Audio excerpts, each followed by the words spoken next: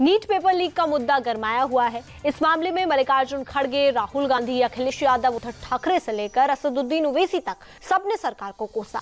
अखिलेश यादव ने कहा कि मोदी सरकार बच्चों के भविष्य से खिलवाड़ कर रही है। खड़गे ने कहा कि परीक्षा पर चर्चा करने वाले प्रधानमंत्री आखिर पेपर लीक पर कब चर्चा करेंगे। इसके बाद राहुल गांधी ने परीक्षाओं में गड़बड़ी के लिए सीधे सीधे प्रधानमंत्री मोदी को जिम्मेदार ठहराया।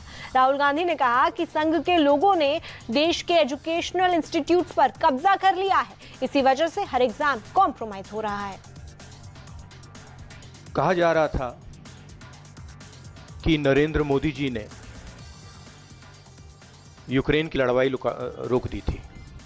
मतलब एक ऑर्डर देके जो रूस और यूक्रेन के बीच में लड़ाई चल रही थी उसको रोक दिया था, ब्रेक लगा दी थी। इजराइल और गाजा के बीच में जो लड़ाई चल रही थी उसको भी नरेंद्र मोदी जी ने रोक दिया था। मगर किसी ना किसी कारण जो हिंदुस्तान में पेपर लीक हो रहे हैं उसको नरेंद्र मोदी रोक नहीं पा रहे हैं या रोकना नहीं चाहते हैं।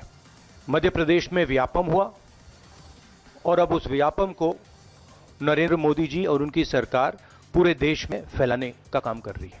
पेपर लीक का कारण है कि सारे के सारे वाइस चांसलर्स, एजुकेशन सिस्टम को बीजेपी के लोगों ने, उनके पेरेंट ऑर्गेनाइजेशन ने कैप्चर कर रखा है। जब तक ये कैप्चर रिवर्स नहीं किया जाएगा तब तक पेपर लीक चलता जाएगा।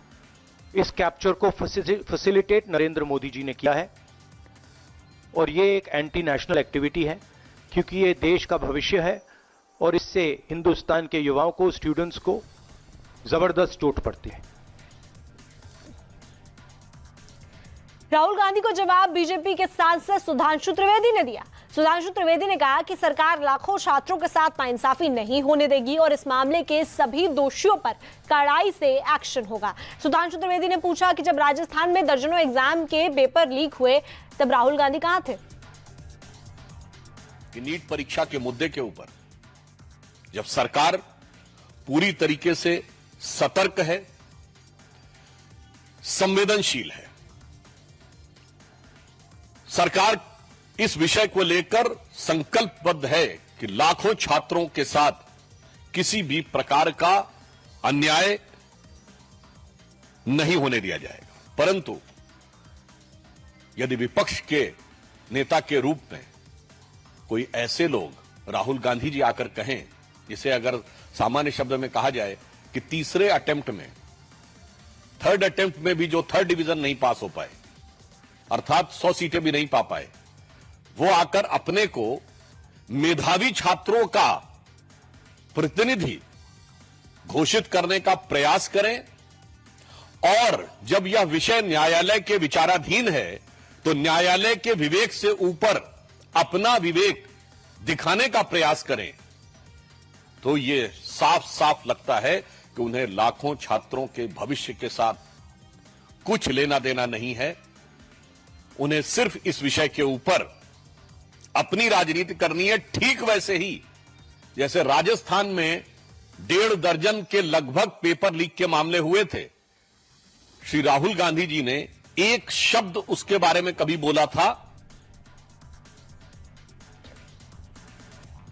इस मुद्दे पर विपक्ष के नेता एक स्वर में बोल रहे हैं। एग्जाम कैंसिल होने को लेकर बीजेपी सरकार और स्पेशली प्रधानमंत्री को टारगेट कर रहे हैं। उद्धव ठाकरे की पार्टी के प्रवक्ता संजय राउत ने पूछा कि प्रधानमंत्री परीक्षा पर चर्चा करते हैं तो पेपर लीक पर क्यों नहीं करते।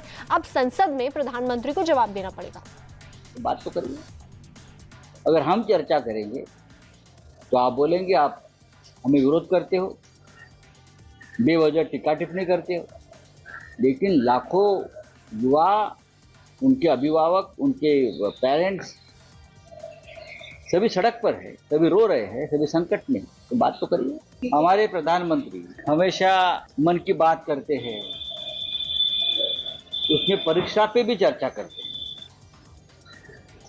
लेकिन देश के ये महत्वपूर्ण परीक्षा में जो घोटाले चल रहे हैं, जो फ्रॉड चल रहे हैं, उसमें अब तक उस परीक्षा पे प्रधानमंत्री ने चर्चा नहीं की। पूरे देश में एक प्रकार से जो कंफ्यूजन हुआ है युवाओं के भविष्य के बारे में, उस बारे में अगर प्रधानमंत्री से हम सवाल नहीं पूछेंगे तो किनसे सवाल पूछेंगे? इसके बाद आम आदमी पार्टी के सांसद संजय सिंह ने मोदी पर हमला बोला। संजय सिंह ने कहा कि बीजेपी ने तो पूरे देश में पेपर लीक की इंडस्ट्री खुलवा दी है। कोई ऐसा एग्जाम नहीं होता जिसमें पेपर लीक ना हो। इस देश को भाजपा ने पेपर लीक देश बना दिया है। गुजरात में हर परीक्षा का पेपर लीक होता है। बिहार से खबरें आ रही हैं कि वहां पेपर लीक वाले पकड़े गए हैं। उसमें किसी मंत्री का भी नाम आ रहा है, अभी स्पष्ट नहीं हुआ है। उत्तर प्रदेश में लगातार पेपर लीक होता रहता है। नीट का पेपर लीक हो गया, जेईई का पेपर लीक हो जाता है। एनटीए जो केंद्रीय शिक्षा मंत्रालय के अधीन आता है, उसके अधीन होने वाले परीक्षाओं का पेपर लीक हो जाता है। हर चीज का पेपर लीक हो रहा है। पिछले 2 साल में आंकड़े उठा के अगर आप देखेंगे, करीब करीब 2 करोड़ युवाओं की जिंदगी बर्बाद हुई है। तो कोई जवाबदेही प्रधानमंत्री जी की है या नहीं है? शिक्षा मंत्री जी की है या नहीं है?